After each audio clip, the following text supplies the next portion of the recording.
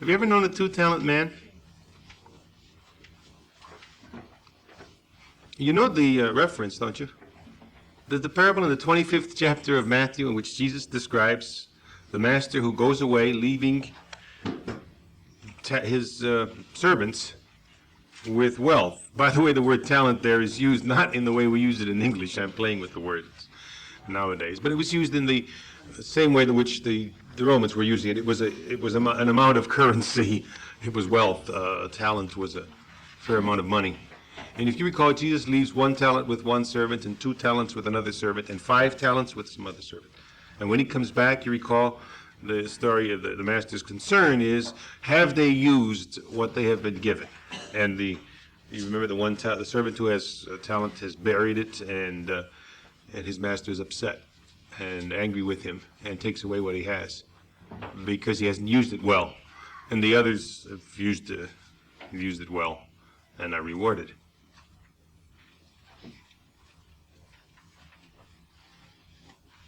Paul, Peter, Stephen, Barnabas. These were all clearly 5-talent men. Men of great ability who made an enormous impact on the Christian church's development and the history of the whole world. But most of us, most men and women too, are 2-talent servants. And so I'd like to introduce you today to a 2-talent man. His name, as you know from Bill's introduction, is Andrew. And we don't know for sure whether he was given that name by his family at his birth or whether he received it in his Christian life, because many of the disciples we do know were renamed depending on how their character developed and so on. And while we don't know about Andrew one way or the other, because we don't, it's pretty obvious that the cases where we do know about a renaming are not likely to have been the only renamings that existed. And we know about how Simon became called Peter, and how Barnabas, who became called Barnabas, and was Joseph before, So we don't really know about Andrew, except that by the time the scriptures are written, he is clearly called Andrew. And maybe he was born with that name. It's interesting because I raise it because it's not a Hebrew name. It's not a Jewish name. It's one of 2 of 12 apostles who do not have Jewish names.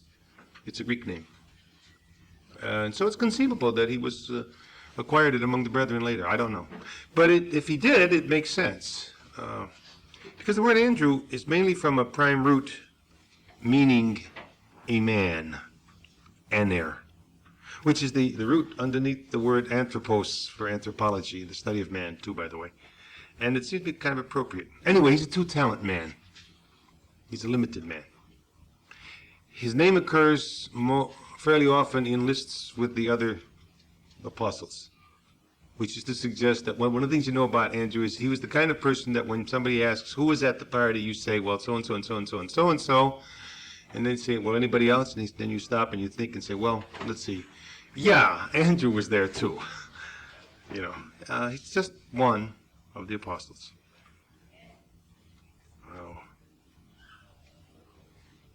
His brother was much more famous. His brother was Simon Peter. And we know that he was called. The account in Matthew 4:18 touches. By the way, we're going to touch on all the texts that mention his name because there aren't that many. We know that in the 4th chapter of Matthew that he was called when he and his brother were still in the fishing business. It's chapter 4, verse 18. I'll just read it. Not much to follow. As he walked, this is Jesus. As he walked by the Sea of Galilee, he saw 2 brothers, Simon, who was called Peter. Notice, by the way, that by the time Matthew writes the gospel, the name Peter is already there, of course. But Simon, who was called Peter later on, was to be called Peter more accurately. And Andrew, his brother, casting a net into the sea, for they were fishermen. And at that point, Jesus said, follow me, and I will make you fishers of men. And they are called. By the way, fishers of men already has to do with Andrew's name, I suspect. Andrew's name is kind of caught up in that notion. Later, after having been called by Jesus and become one of his disciples, by the way, in case you didn't know it, nobody was called to be one of the 12. They were called to be his disciples. They became one of the 12 afterwards. In the 6th chapter of Luke, we find that Andrew is not only one of the disciples, but is picked by Jesus to be one of the 12. It's in chapter 6, verse 12. Let me read from there. In these days he went, that is Jesus again, went out into the hills to pray, and all night he continued in prayer to God. And I think we know what he was praying about because of the next lines. Remember what we said this morning? Verses in Scripture aren't like beads strung willy-nilly on some kind of strand. There is some reason for one coming before the other. All night he continued in prayer to God, and when it was day, he called his disciples and chose from them, that is from the disciples, 12 whom he named apostles. Simon, whom he named Peter, not at that moment incidentally, but later, and Andrew his brother, and James and John, and Philip and Bartholomew, and Matthew and Thomas, and James the son of Alphaeus, and Simon who's called a Zealot, and Judas the son of James, and Judas Iscariot, who became a traitor.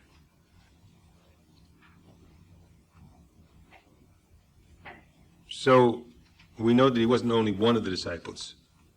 He's one of a very small circle of 12.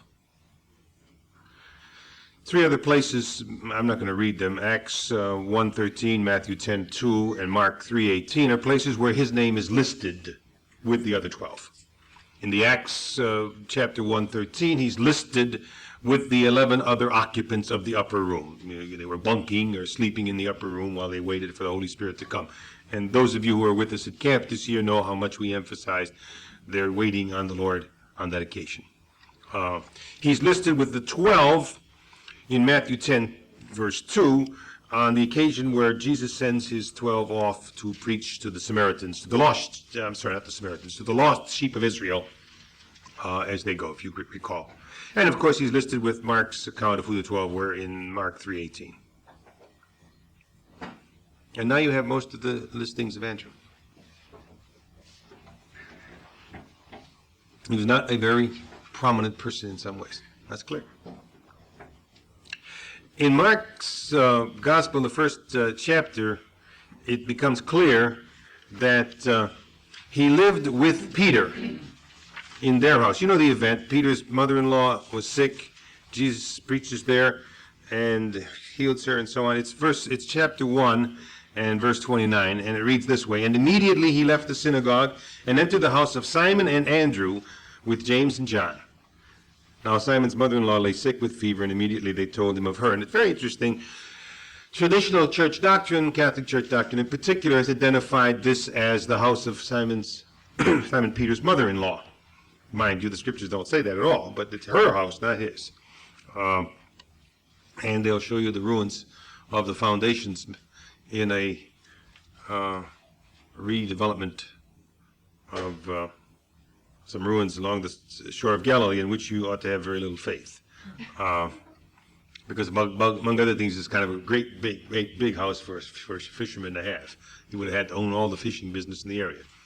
But it's interesting, it's sort of Simon's mother-in-law's house by that perspective. By other perspectives, everybody reads the account, and it's Simon Peter's house. Well, let's look at it together again. And immediately he, Jesus, left the synagogue and entered the house of Simon and Andrew. I mean, as far as this account goes, it's as much Andrew's house as it is Simon's house. But we don't remember it that way. We think of it as Peter. You know, if I'd asked you, where did they go to heal, where was Jesus when he healed Simon's mother-in-law, you would have almost certainly said either to me that it was Simon's mother-in-law's house or that Simon Peter's house. I don't think anybody would have said it was Andrew's house. The account says it's both of their house. Maybe it belonged to their father. But Andrew's not that prominent. In the 13th chapter of Mark, by the way, 3rd and 4th verses, it's clear that Andrew was one of the people closest to Jesus from among the 12. Look, as he sat on the Mount of Olives opposite the temple, Peter and James and John and Andrew asked him privately, "Tell us, when will this be, and what will be the sign when these things are all to be accomplished?" And you know, the account is that very famous account of the events where Jesus had just projected the destruction of the temple of Jerusalem. And here, a handful of his disciples have drawn him aside to talk to him in detail and try to understand this terribly important kind of thing. And recall, the event has to do with when Jesus is to return as well in their minds. The destruction of the temple, the end of the kingdom. They've been moving all the way down. So this is a very critical event in their perception, too, not only in ours and now after the fact. They, too, saw it as central. And if you ask yourself, who is the quartet off with Jesus alone from the 12, probing and that close to him, lo and behold, our friend Andrew appears as one of the four. All of these touch on things about Andrew that are common and shared by the other 12 by and large. There are a few things that distinguish Andrew, and we know them because of John's Gospel. We would not know about them otherwise. But if I've been talking about the common characteristics of this man, the things that were common to other disciples and to the apostles generally, there are a few things that are unique about Andrew. And if you want to understand this two-talent man, you want to focus, I think, not only on the general things that he shared with all deeply committed Christians, which he was, clearly. He was an apostle, one of the 12, deeply committed. But I think you want to go beyond that to ask, what are the unique aspects of Andrew? And I've suggested that they may have something to do with his name even. At least there are two sorts of significance around that name, I think. Let's look at them. Let's take a closer look then at the elements that make for whatever Andrew, really was, the identity, if you will, to move it into a modern jargon. Take a closer look by beginning with the first chapter of John's Gospel, where you see Andrew in detail, a detailed account of the calling of Peter and Andrew. Remember the Matthew account, you have Jesus coming along the shore and saying to them in their fishing boats, "Come, I'll make you fishers of men," and they miraculously drop everything and run, which is part of what Matthew wanted to emphasize, or rather Mark 1:16. The suddenness of action is Mark's theme all the way through. By the way, it didn't happen only that way. Both Simon and Andrew had some knowledge of Jesus before he came along that shore. And it becomes clear when you read the first chapter of John. Let's take up that portion of the first chapter, which is near the end of it. I want to start with verse 29. John's Gospel, chapter 1. In fact, I've got to back off a little bit. Remember the events. You have the introduction, the prologue that tells you about Jesus as the Word. You have the statement of him as the light. And then you begin from around the 19th verse or so with the events in action of who this one is. And John, you remember, is seen as baptizing with water and saying, verse 26, "I baptize with water, but among you stands one whom you do not know, even he who comes after me, the thong of whose sandal I am unworthy to untie." And this took place in Bethany, we're told, beyond the Jordan, where John was baptizing. The next day, he saw Jesus coming toward him, and he said, "Behold, the Lamb of God who takes away the sin of the world. This is he of whom I said, after me comes a man who ranks before me. For he was before me. I myself did not know him, but for this I came baptizing with water, that he might be revealed to Israel." And John bore witness. "I saw the Spirit descend as a dove from heaven, and it remained on him. I myself did not know him, but he who sent me to baptize with water said to me, 'He on whom you see the Spirit descend and remain, this is he who baptizes with the Holy Spirit. And I have seen and have borne witness that this is the Son of God.'" Now it doesn't tell you anything about the people to whom John speaks, not at this point. But on the next day it says, "The next day again John was standing with two of his disciples, and he looked at Jesus as he walked, and he said, 'Behold, the Lamb of God.'" The two disciples heard him say this, and they followed Jesus. Can you see the event? John's been talking about his ministry. This is after Jesus' baptism, clearly. Not long, but clearly afterwards. Because John's testimony of having seen the Holy Spirit descend upon Jesus is already taking place, you see. And to somebody he's talking. We now see that on the next day he's discussing the same sort of things with two of his disciples. John had disciples, you know that. People were following him. In fact, later in Jesus' ministry, there's to be some confrontation between some of John's disciples and Jesus' own over their style of eating and other things. The account reads, the two disciples heard him say this, they followed Jesus. Jesus turned and saw them following and said to them, who do you seek? What do you seek? And they said to him, Teacher, Rabbi, teacher, where are you staying? He said to them, come and see.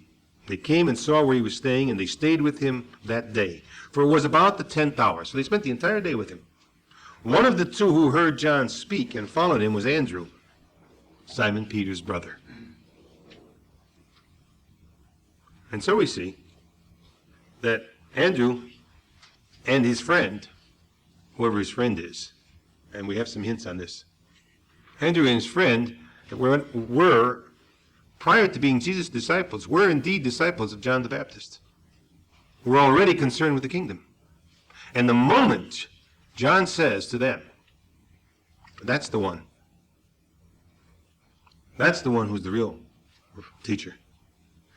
Without discussion, apparently, Andrew and his friend, Andrew and his buddy, dropped their relationship to John enough to say that's the next move. John's indicated where we go from here.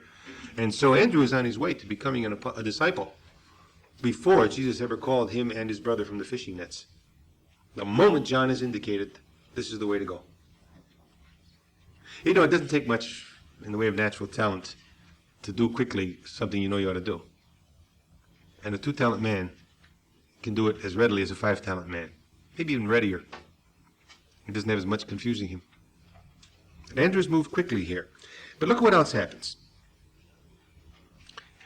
He not only spent the day with Jesus, but we know that day was spent with a friend of his too. Let me just sort of tip my hand on one thing, because the account later indicates the same sort of thing. Andrew's name, we said, was Greek. Well, his closest friend among the disciples, the apostles, is another Greek from the same city. And his name is, that is another person with a Greek name. He was a Galilean. And his name is Philip.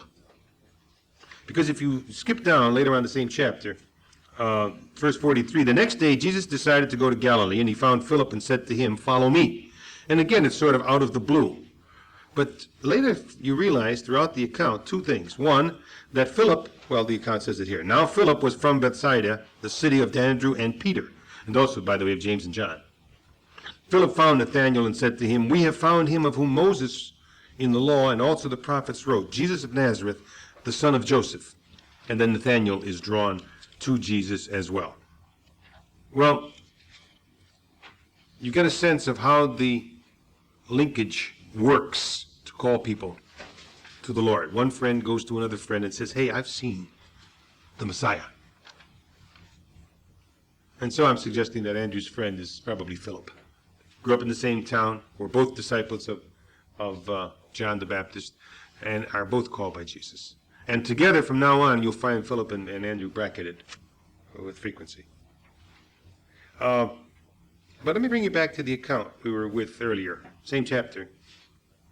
Andrew, one of the two who heard John speak and followed him, was Andrew, Simon Peter's brother, we said. Notice the first thing that Andrew did after finishing the day with Jesus. Still chapter 1 of John, verse 41. He first found his brother Simon and said to him, we, notice he's talking about himself and his friend, whoever his friend was. We have found the Messiah, which means Christ, John writes. We have found the Messiah. So that for Andrew's first task, the moment he's acknowledged that Jesus is the Messiah, and by the way, the phrase does it right there. He has acknowledged Jesus as the Messiah. When you realize, incidentally, that Mark makes a point of how long it took them to really come to the understanding of what this meant, you begin to realize that Andrew's swiftness to move is impressive. But of course, John the Baptist had already told him that's why he was doing it. And the second thing that comes clear, doesn't it, is that the minute he's found this out, he goes to his brother and he wants his brother to know it too. And so you have him here introducing Christ to Simon Peter. He brought Jesus to Simon Peter's attention. It's not the other way around. And if somebody had asked me without careful reading, say, when you think about these two people as brothers, I wouldn't have necessarily known that Andrew was Peter's brother even. You don't think about it very often. But if somebody had said to me, which of the two, the man who stands as a leader and who clearly talks the most and is clearly looked up to the most and is probably the most important spokesman of the 12 apostles, which of these two introduced the other one to Jesus? I would have answered you out of any context that this world understands, and I would have said, obviously Simon Peter introduced Jesus to Andrew. It's unlikely that, Well, it's not so. The story's the other way around. It's the 2-talent man who introduced the 5-talent man to Jesus.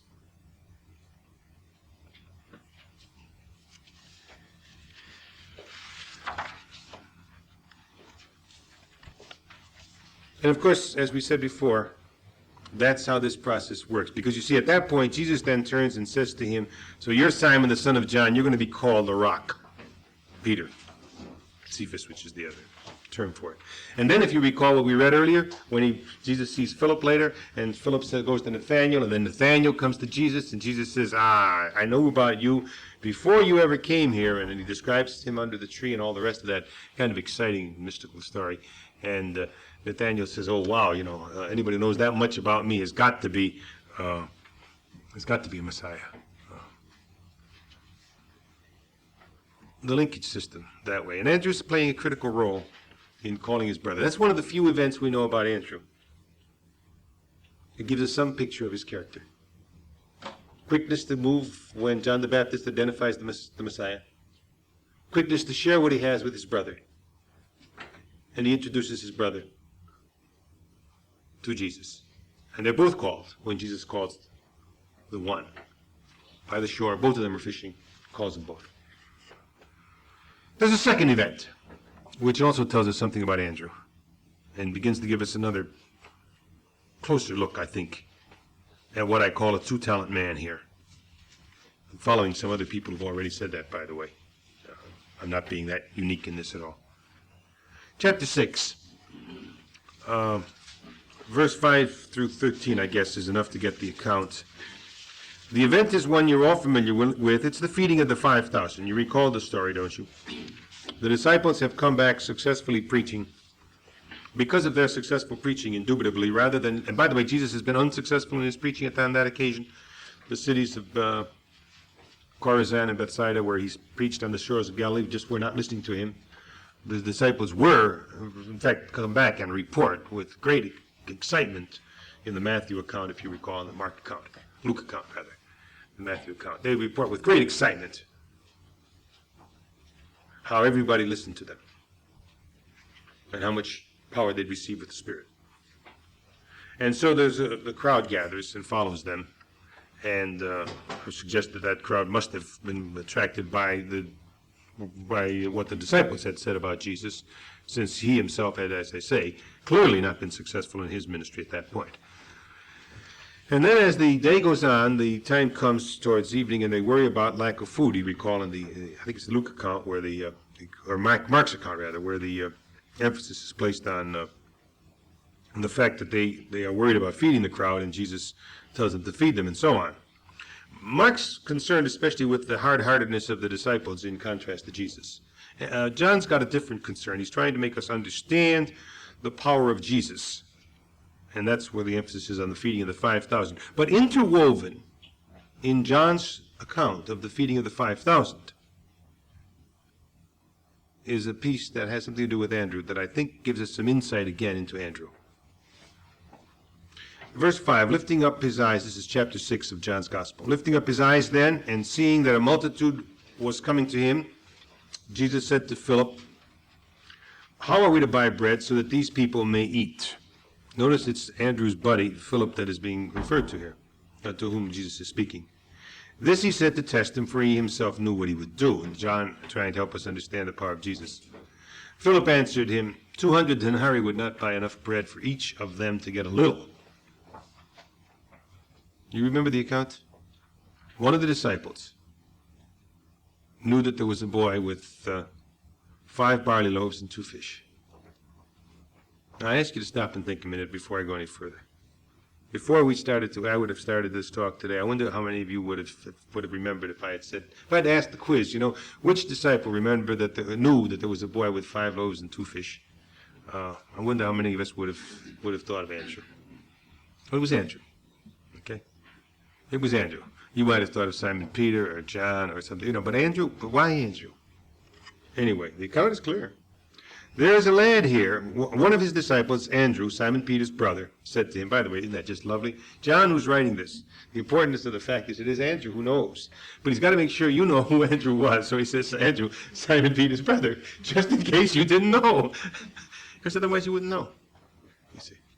2-talent man, if that. Huh?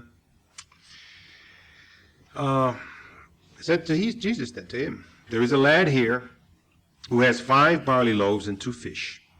But what are they among so many? Let me stop with this just a moment and ask you to do some thinking with me. First of all, notice the close relationship between Andrew and Philip.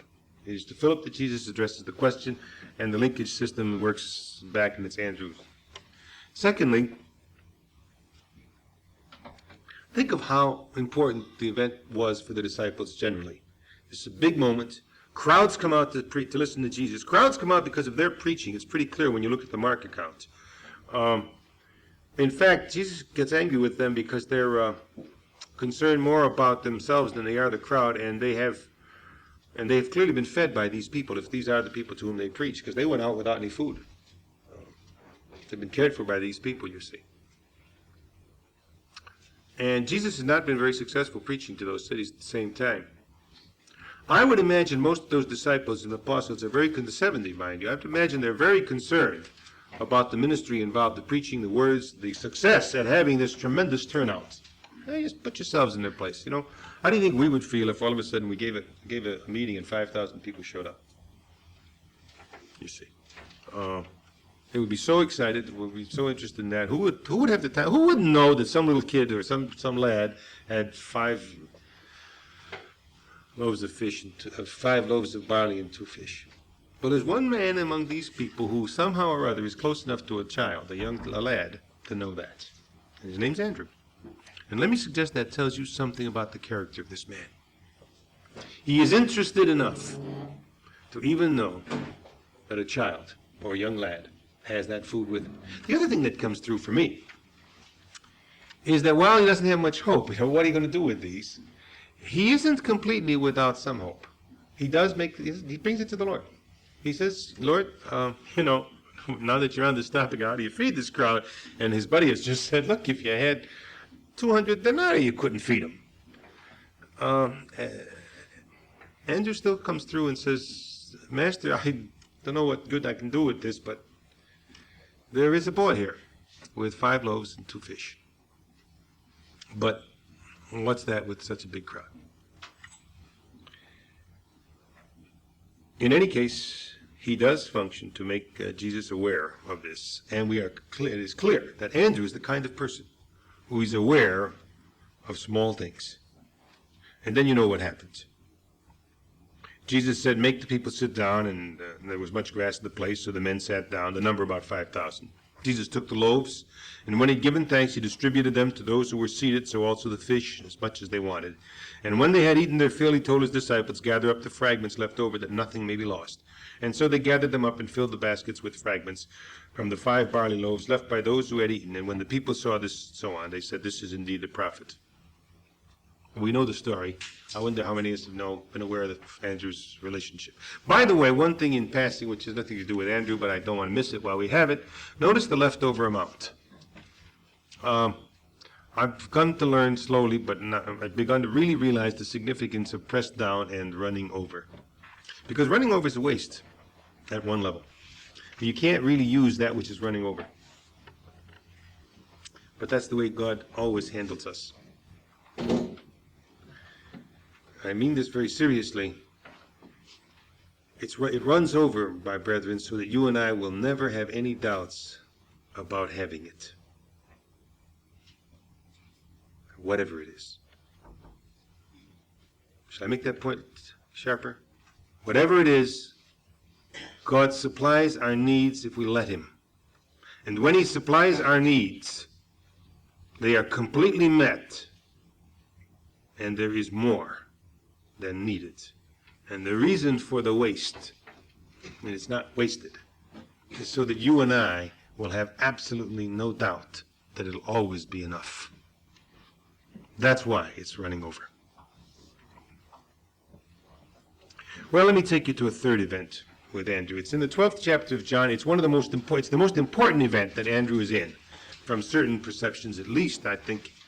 And it, again, demonstrates his character and some other things about him, I think. 12th chapter, we're starting with verse 20. I'm not sure I'll read all the verses. You know, it's the event of the, well, let me begin. Verse 20, now among those who went to worship at the feast were some Greeks, some Gentiles. So these came to Philip, who was from Bethsaida in Galilee, and said to him, Sir, we would see Jesus. Philip went and told Andrew. Andrew went with Philip, and they told Jesus, and Jesus answered them, the hour has come for the Son of Man to be glorified. Now, let's,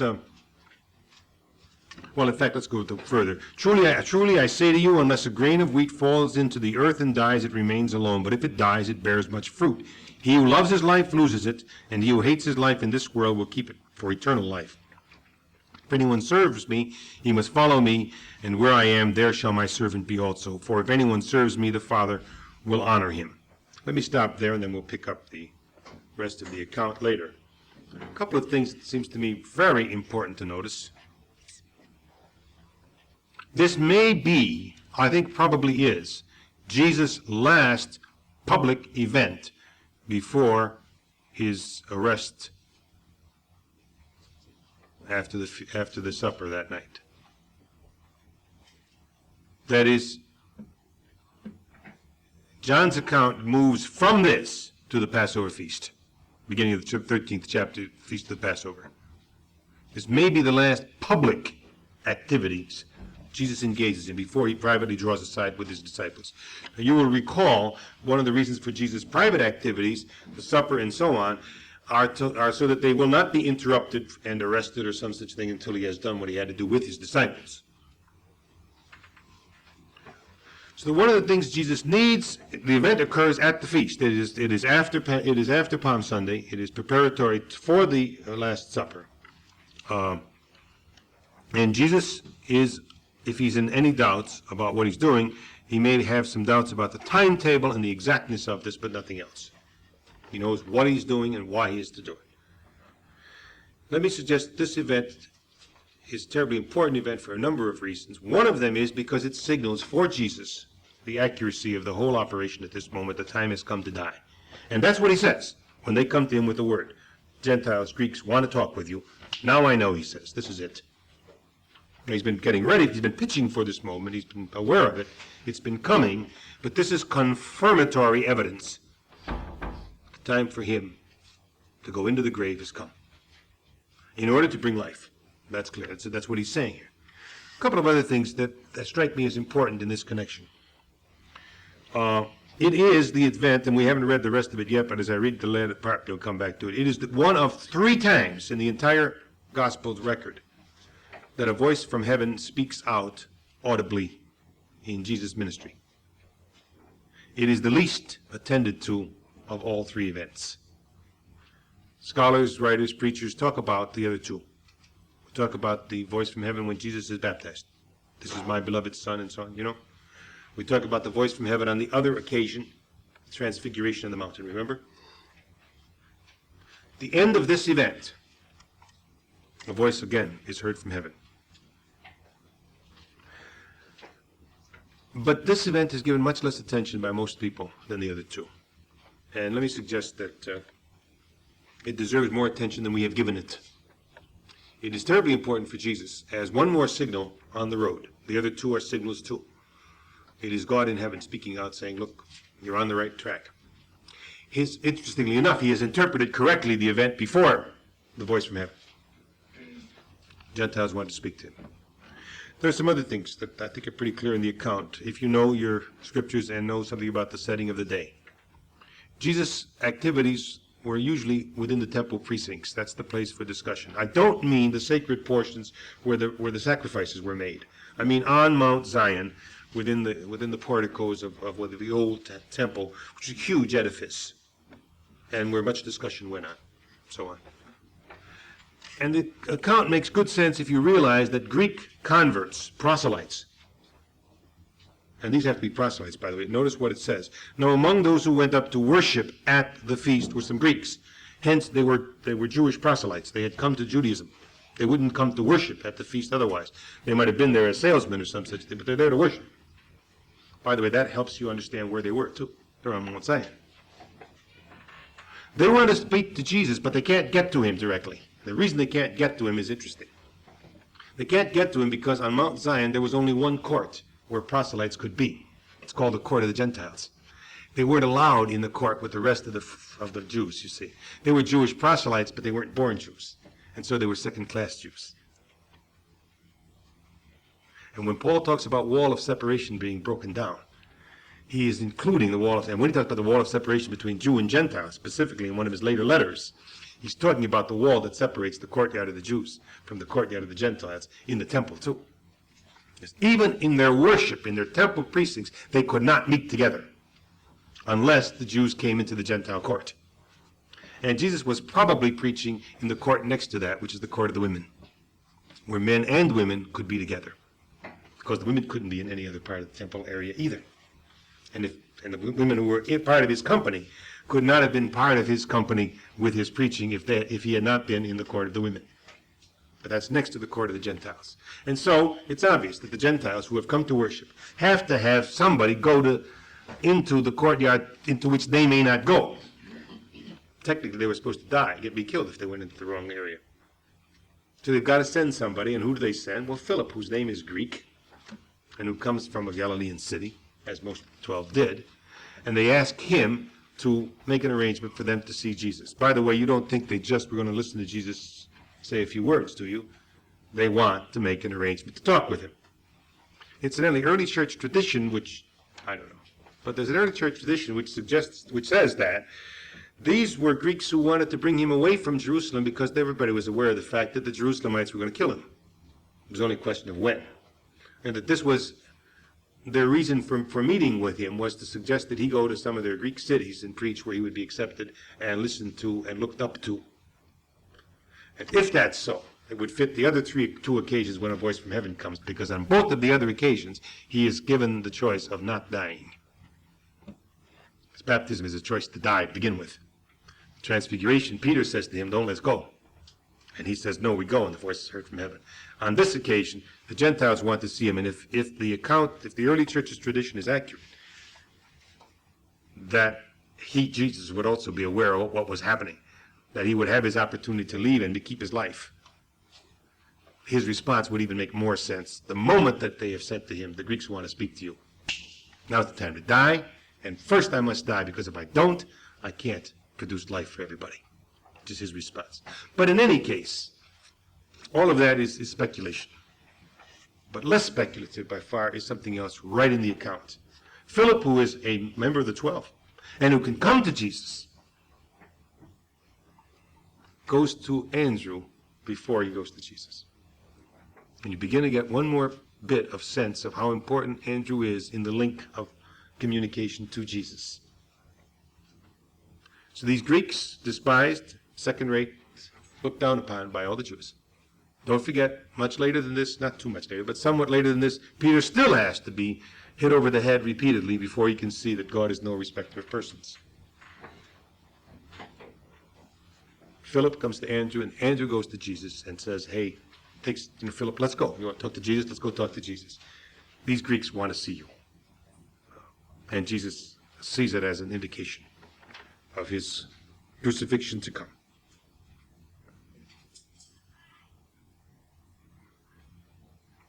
Jesus knows this is his hour, and then later the rest of the event, I don't see much need to go into it further at this point. The voice comes, "Now is my soul troubled," verse 27, "What shall I say? Father, save me from this hour. No, for this purpose I have come to this hour. Father, glorify thy name." And then a voice from heaven came and said, I have glorified it, and I will glorify it again. The crowd standing by heard it and said it had thundered. Others said an angel had spoken to him. And Jesus answered, no, the voice has come for your sake, not for mine. Now is the judgment of this world. And so on. He knows his hour. Well, let's put the pieces together because we've touched the ball. We've touched on all of them. Andrew is not famous like his brother. He's not a public speaker, as far as we can see in the accounts. But he's aware of a child. He's a link to the Gentiles who were looked down upon and discriminated against. And he introduced Jesus to the Gentiles. In fact, I am tempted to call him Andrew, the introducer. Because that's his role. That's what he functions as.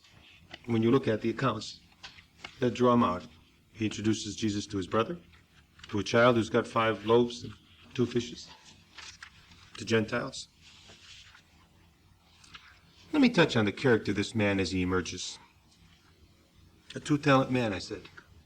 You know, it's not easy to live out your life day after day, week after week, yes, and year after year, in a subordinate position, while someone else gets the notice, gets the publicity, the attention, the credit, the praise, the spotlight, and perhaps the reward. But have you ever wondered how Andrew knew about the lunch the boy was carrying?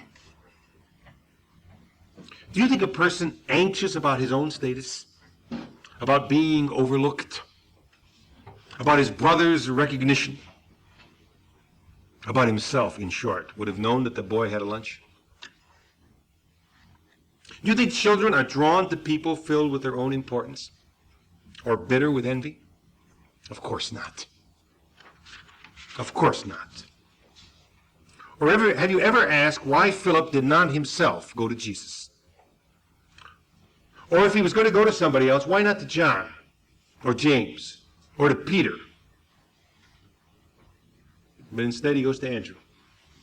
And let me suggest to you that people who are not filled with their own importance, that people who do not appear too prominent, are easier for most of us to approach. And that Andrew was approachable.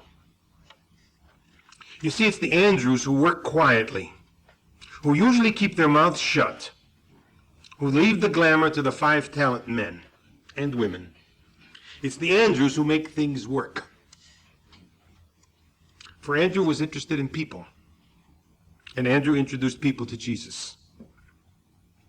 It's the ordinary men and women, the 2-talent men and women of every church who keep it going. Andrew was a 2-talent man. Each time he appears in the New Testament, each time he acts, he's introducing someone to Jesus Christ. His brother, a boy, Greek proselytes who were considered second-class Jews.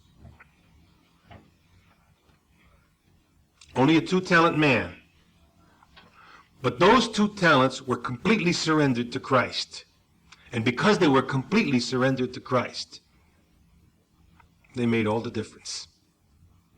And Andrew could introduce people to Christ. You don't need many natural talents, my brethren.